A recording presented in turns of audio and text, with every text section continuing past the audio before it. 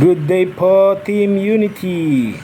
So yung quick tutorial lang po, this is your Kuya Harvey, mag-tutorial paano po mag-switch ng account.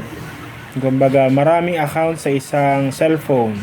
Kasi nangyayari yan, okay, may mga user kasi sa isang bahay na isa lang na cellphone. So ngayon, paano kung marami kang cellphone? O yan, okay, ganito po ang gawin natin. So click nyo po yung dulo. Click po natin yung dulong button dito po sa right side. Yan po yung dashboard. Click natin. Oop.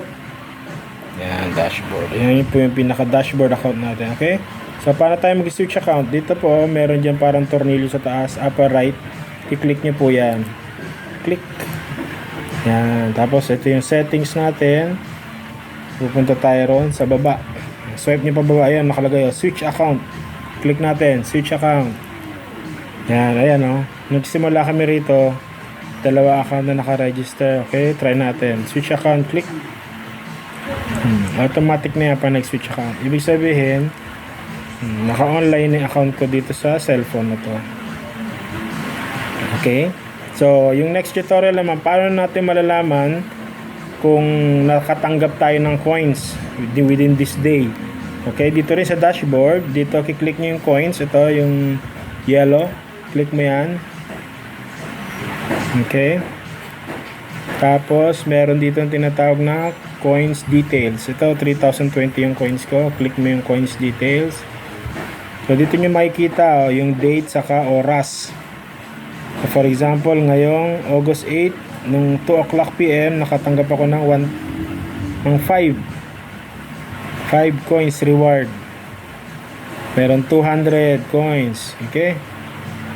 Pero pag nakakita ka naman ng negative, ibig sabihin ikaw ang nagbigay ng coins. Gaya niya, no? Ayan, nagbigay ako kay Mami Nancy. Nagbigay ako ng 100 coins. Yan yung, dito mo malalaman yung details. Okay, back. Dito naman sa may points. Ito yung mahalaga points. Ito yung dollars natin na conversion. Paano makikita? Ganun din. Click mo yung points. And meron din siyang 28,989 points ko. Okay, mail ano to ha? Mail account. Kasi sa female mas malaki. Maraming kasi sa female account. Maraming ginagawa.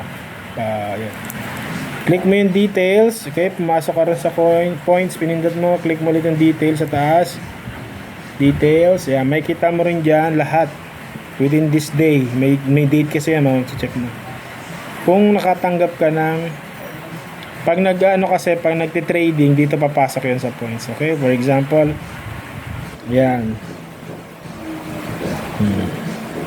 Si Leos Marie nag-send ng papa sa akin, nakatanggap ako ng 2 points. Okay? Ngayon naman, nakatanggap ako ng reward dahil may na-invite ako na ginawa niya yung tasking. So, binigyan ako 1,000 ni Populite. So, ganoon. Para malaman yung details ng coins at points. Okay?